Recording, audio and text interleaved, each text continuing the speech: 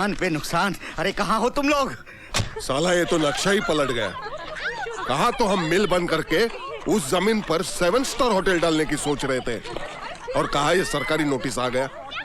अगर घाटा ही घाटा है तो सीक यूनिट करके सरकार खुद मिल पर कब्जा कर लेगी। मैं तो अभी बोलता हूँ वर्करों को बोनस दे के मिल को शुरू कर लो, वरना एक्साइज चोरी और इंपोर्ट लाइसेंस के जरिए जो भी कमाते थे हाथ से जाएगा। अरे काहे को दे दे बोनस? 2400 वर्करों को पिछले 6 साल से बोनस नहीं दिया है। अंदाजा है तुम्हें कितना रुपया देना पड़ेगा? बिहारी अंकल, मेरे हिसाब से तो बचने का यही तरीका है जिससे मिल भी बची रहे और गरीब वर्करों की दुआएं भी मिले। तो क्या हमने गरीबों का ठेका लिया है? अपनी तो भाई जी एकदम साफ पॉलिसी है। 10,000 गरीबों को मारो और एक अनाथ आश्रम को चंदा दे दो और बन जाओ दानवीर। बिल्कुल ठीक। हम अमीर इसलिए हैं क्योंकि हमें गरीबों को गरीब बनाए रखने की टेक्निक आती है। बिल्कुल सही है। मैं तो कहूँ कि मिल को आग लगा दो, ना बोनस देना पड़ेगा ना कब्जा। लो आ गए सिंघाल अंकल। सर आज 11 बजे की मीटिंग आपकी मिस्टर दिग्विजय। और सर आपका लंच चौबराहे में है। प्रणाम सिंघाल साहब, आइए बैठिए। What's going on? क्या बातचीत चल रही है? आप तो ऐसे मजे में हैं सिंघाल साहब जैसे कि कुछ हुआ ही नहीं। अरे इस नोटिस में सिर्फ 8 दिन का वक्त दिया है, 8 दिन का। देखिए, अगर ये सोने जैसी जमीन सरकार के हाथ में चली गई तो आपका 7 स्टार खोल के करोड़ों कमाने का सपना ही रह जाएगा। मेरे सपने हमेशा सच हुए हैं जालान, तुम बेकार की फिक्र मत करो। जरा रवि को आ जाने दो, सारी मुश्किलें चुटकियों में आसान हो जाएंगी।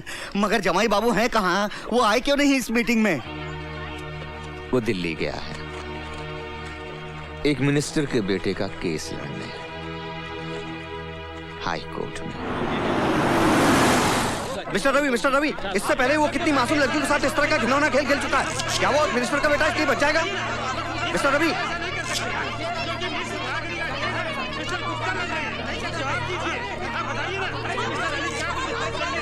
मिस्टर रवि,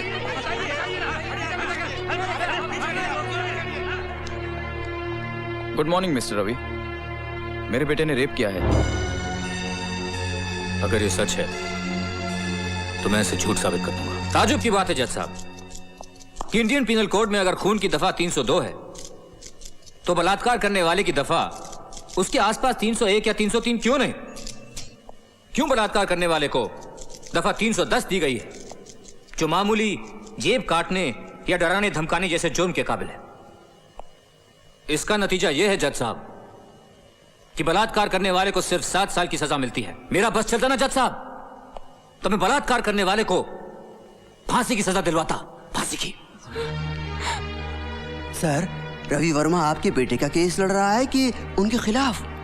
लेकिन बड़े दुख की बात है जज साहब कि बलात्कार का शिकार होने वाली बाइज्जत और बेकसूर लड़कियों को अक्सर कानून से न्याय नहीं मिलता, और वो इसलिए मिलॉर्ड क्योंकि मिस रागनी जैसी औरतें बलात्कार के लफ्ज को हथियार की तरह अपने फायदे के लिए इस्तेमाल करती हैं। और इन औरतों की वजह से जब भी कोई लड़की सचमुच की फरियाद लेकर आती है तब भी कोई उस पर यकीन नहीं करता। ऑब्जेक्शन मिलॉर्ड, मिस्टर रवि तो मेरे मुवक्किल के दावे को ही झूठा ठहरा रहे हैं, जबकि मैं 3 गवाह पेश कर चुका हूं जिन्होंने मिस रागिनी को बुरे हाल में मिस्टर विजय के कमरे से निकलते हुए देखा है। लगता है कि मेरे काबिल दोस्त ने उन लड़कियों के बारे में नहीं सुना है जो खुद अपने हाथ से अपने कपड़े फाड़कर चीखती चिल्लाती तमाशा खड़ा कर देती।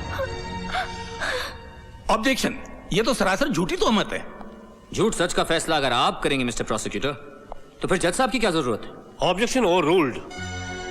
जिन 3 गवाहों का जिक्र मेरे काबिल दोस्त कर रहे हैं, यानी कि होटल ब्लू मून के रिसेप्शनिस्ट, वेटर और गेटमैन, मैं चाहूंगा कि उन तीनों को लाकर कटघरे में खड़ा कर दें, क्योंकि अब तक उन्होंने अदालत को सिर्फ उतना ही बताया है जितना उनसे पूछा गया। उन लोगों ने अदालत को यह नहीं बताया कि उन्होंने मिस रागिनी को उस होटल में पहले भी कई बार अलग अलग कमरों में रात बिताते हुए। ये झूठ है। कितना चार्ज करती हैं आप एक रात का मिस रागिनी?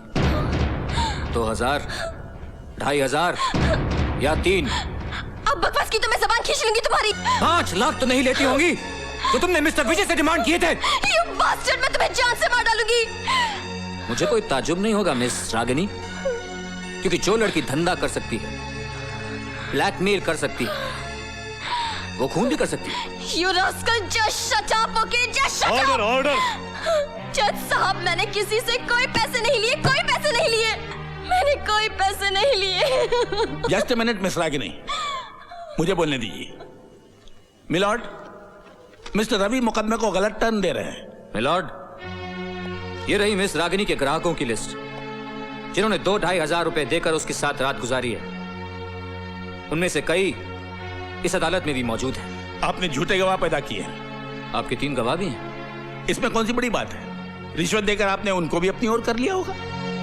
आप मुझ पे बड़ा संगीन जुर्म लगा रहे हैं पब्लिक प्रोसिक्यूटर साहब। क्या आप ये बात साबित कर सकते हैं?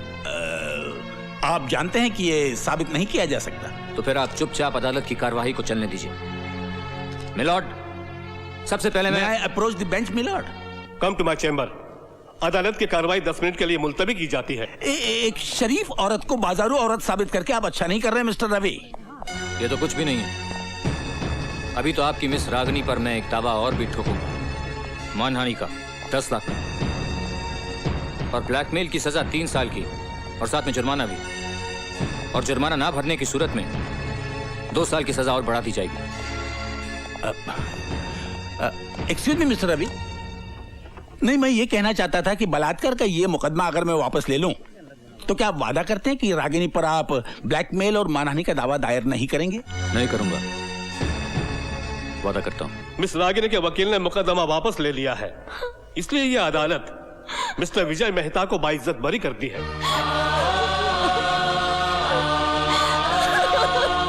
आपने तो कमाल कर दिया मिस्टर रवि। ये रही आपकी फीस। और हाँ, वादे के मुताबिक ये 17 एकड़ के फार्म हाउस के कागजात हैं जो आपकी पत्नी के नाम हैं। आइंदा अपने बेटे से कहिएगा कि रेप वेप ना करे, वरना मैं अगली बार दुगनी फीस लूंगा।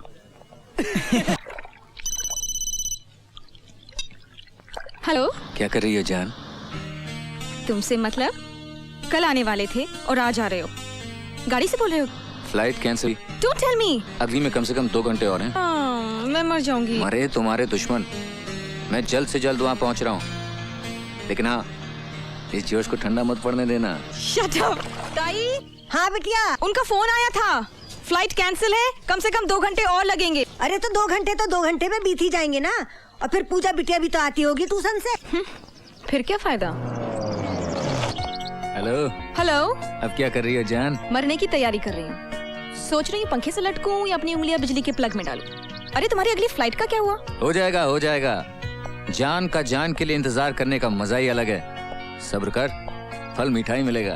देखो, दूर बैठे तुम बहुत अच्छी बातें कर लेते हो, सामने आओ तो बताऊं। अगर आ गया तो क्या कर लोगी? दबोच के पलंग पे पटक दूंगी। फिर तुम्हारी टाई खींचकर एक तरफ और तुम्हारे जूते निकालकर एक तरफ फेंक दूंगी। फिर कस के किस लूंगी। फिर सारी बातें फोन पे करूं क्या? ओहो, फोन पर तो सिर्फ मेन्यू पूछ रहा हूँ मेरी जान। खाना तो पलंग पे ही खाएंगे। ओए Ravi, rascal at your service मेरी जान। I don't believe this। बहुत मजा आता है ना मुझे सताने में। बहुत मजा आता है। ए, तो हो जाए। मूड नहीं है। ओए तेरी मूड की तो अरे आज नहीं छोड़ूंगा तुझे। मूड नहीं है, अभी बनाता हूँ तेरा मूड।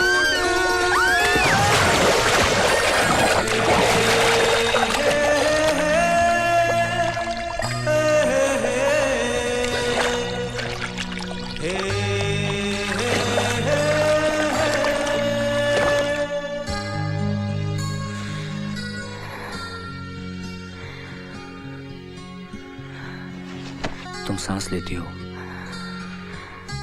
तो मेरा दिल धड़कता है। जान, जब ये होंठ खुलते हैं तो लगता है कि तुमने मुझे चुपके से पुकारा है। ये आंखें, जब इन आंखों को देखता हूं तो ऐसा लगता है कि रिश्तों के समुद्र में डूबता जा रहा हूं, डूबता जा रहा हूं। अरे छोड़ दो ना। अरे देखने तो। हेलो काजल। हेलो पापा। हाँ बेटे, रवि आ गया? हाँ हाँ पापा आ गए थे। कब? हाँ हाँ, काफी देर हो गई। कॉल है? हाँ बुलाती हूँ। रवि, अरे पापा का फोन है। दो ना, बात करो। Hi dad. वेलकम बेटे। फ्लाइट लेट थी क्या? हाँ डैड। अच्छा, एक अर्जेंट मीटिंग आनी पड़ी है। डैड, ऐसी भी क्या मुसीबत आ गई? तुम क्लब पहुंचो, वहीं बैठकर डिस्कस करेंगे। Okay dad, we'll be there. Dad कह रहे थे जरूरी मीटिंग है, क्लब जाना है। Get ready. ओके। आजा आजा मेरी छोटी गुड़िया। पापा आ गए? हाँ। We getting late. हेलो बेटे। आप कहाँ जा रहे हो? बेटा, आपकी नाना जी ने बुलाया, वहीं जा रहे हैं। पापा मैं भी जाऊंगी। आपके एग्जाम्स हैं बेटा। नहीं मैं भी बेटा, जाऊंगी। आप डैडी के कपड़े खराब कर रहे हैं। ताई, इधर आजा बिटिया, इधर आ। कम कहा चले इसको। जवाई राजा, ये लो चन्नामृत। बहुत बुरा जमाना चल रहा है, ले बिटिया तू भी ले। ताई, ताई इसको जरा बहला देना, इसका कैसा मुंह उतर गया। तुम फिक्र ना करो, मैंने तो तुम्हें भी बहलाया था। बाय पूजा। अच्छा ताई, बाय बेटा। अब मेरी छोटी गुड़िया जूस पिएगी, फिर क्या करेगी? क्या ताई आपने मम्मी को बहलाया था? हाँ, जब वो नाना के घर में थी तो उन्हें भी बहलाया था। तो ताई मम्मी कैसे आई? तुम्हारे पापा के साथ शादी हो गई, वो चली आप यहाँ कैसे आए? मैं तुम्हारी मम्मी के साथ दहेज में आई। ताई कोई दहेज में आती है? मैं तो आई थी।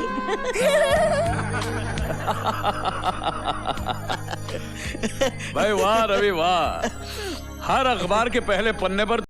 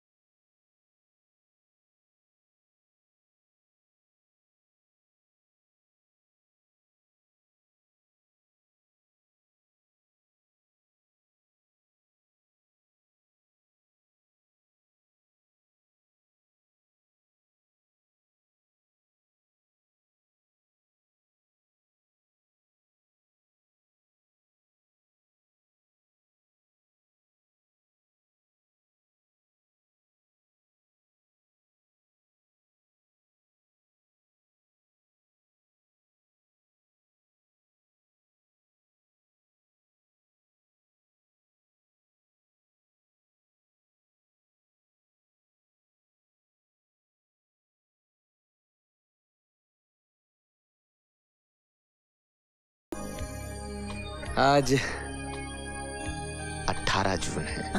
18 तारीख को क्या होगा? आज के दिन मैं बाप बना था।